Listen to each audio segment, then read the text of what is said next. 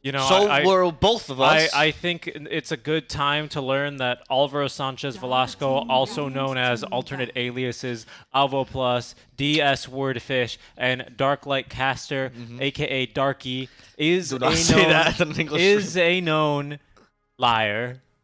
And has lied to me and the broader Dota 2 audience.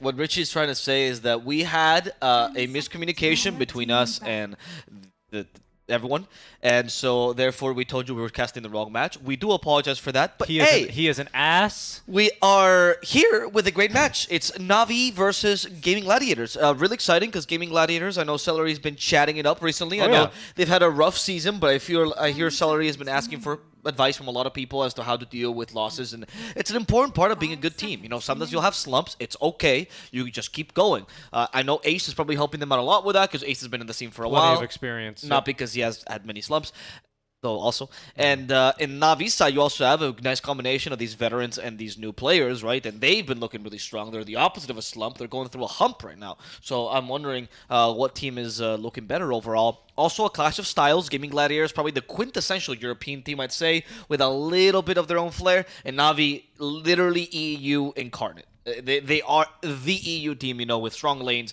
good team fight, and solo. So, Crystal Maiden picked up here already by Navi. That's a special of this region. Actually, I was talking to DM, and he also is a fan of Crystal Maiden offlane. He thinks he actually can do it again. He's always liked that hero, but he thinks it's actually viable again. It's interesting. CM still quite popular in this region. Gaming Gladiators were the team that were actually practicing CM during the major, but they decided that Quinto Wyvern was a little bit stronger. Yeah, and I generally agree with that, but we'll see now with even the Maiden. now. Yeah, even now I'd agree. On the Beastmaster picked into the Maiden, it might be indicative that GG are just simply going to be content with running axes, of course, instead of boars on this Beastmaster for the lane build, and just minimizing the impact that the Maiden can have in lane. You also have the Roar, which at some stage might have to be used onto this Maiden, with the popular build being Shard, and sometimes you get the BKB. Maiden certainly a hero that can actually farm pretty decently, especially from distance, which is important for her, because if the creep waves start 1v1ing her, she does actually lose.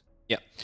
I am, the Beastmaster into CM, right? Something that you wouldn't have seen, what, a year ago or so before Axis were considered like an actual viable build. But nowadays, as you've mentioned, CM is kind of a creep, and the Axis just tear right through her, especially when you combine it with a Marcy. That's the plan they're planning. And there's even the Wyvern ban, right, showing that GG are considering that maybe this is going to be like a Maiden 4. They just pick like a different kind of hero to deal with the Beastmaster in lane, one that doesn't allow him to go either boars or axes, because then Beastmaster is basically a very sad man.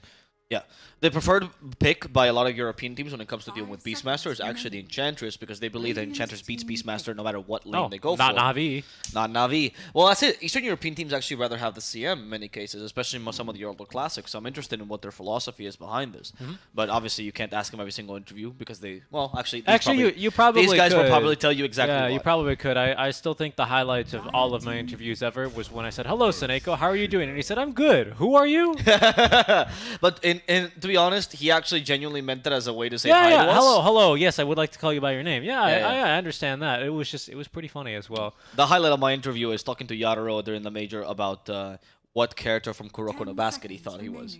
And we weaved out for a while. Jenkins just smiled the whole time because he's never watched anime in his life. Oh, really? Yeah, apparently he never watched Kuroko no Basket.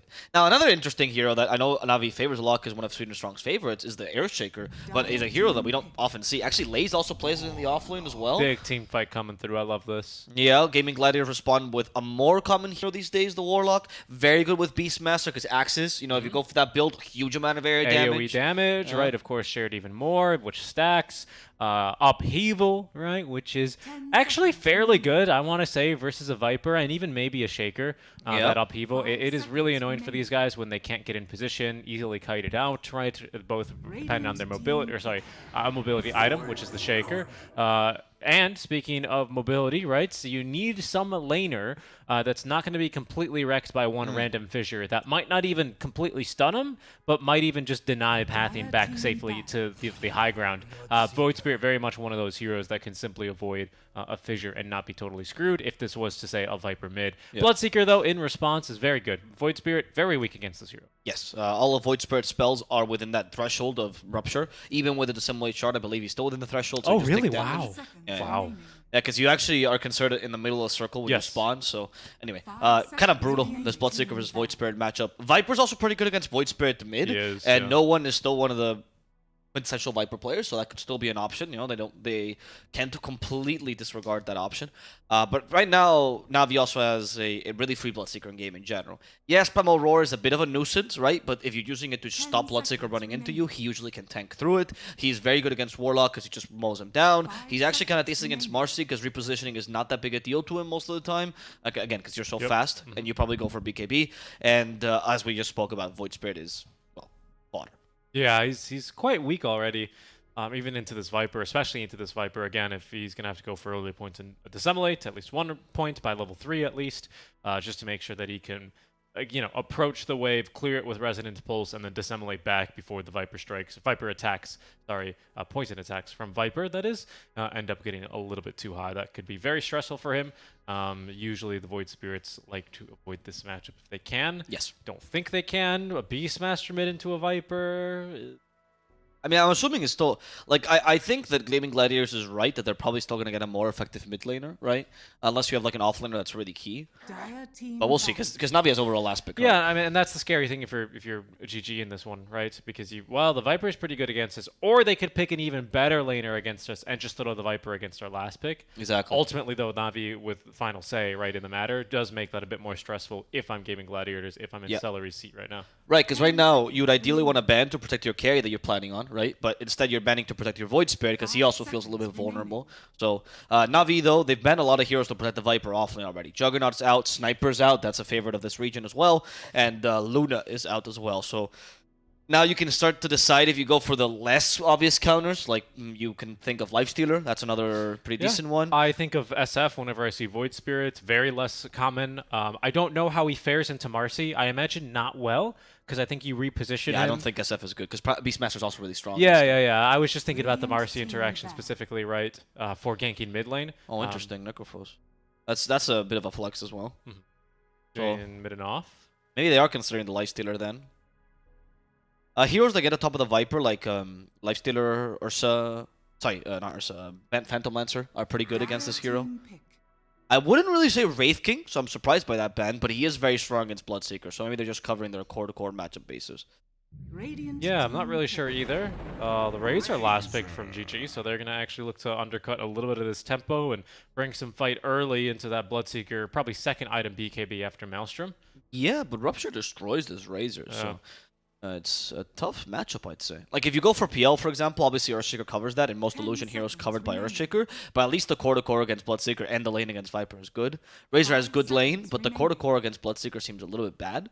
So if I'm Navi, I actually just try to win either Razor lane or the Void Spirit lane, and I think you're fine. I don't think you need to do anything special. I genuinely cannot tell where that's going. Laze? I think it's a Laze here. Oh, it's a no one. Gotta love how they were ready with the FE voiceline.mp3 as well as soon as they picked Pudge. They're big fans. Yep. Ever since the show match. That was very well done, I have to admit. I mean, Pudge destroys the spirits in the mid lane. I don't know if you've ever seen those matchups. Like Pudge Ember or Pudge Void Spirit. It's like not even close. I would say it's 70-30 Pudge favor. Yeah, I mean, the Pudge, he's got just way too much base damage for the spirits. He doesn't really have to use... He can use spells to harass. I imagine it's a lot like when we saw in Riyadh the Night Stalker into Puck, right? Where the base damage is just way too high, and anytime Pudge or Night Stalker in that case needed to use a spell, the other squishy hero just has to leave, right? Or use their spells to escape. I think it might be pretty good. I saw Thompson, he's been actually picking this hero quite regularly, and he destroyed an Ember Spirit with it. It looked really good. Yeah. That was the match I was thinking about. So, yeah, I feel like this Pudge actually pretty strong, to be honest with you.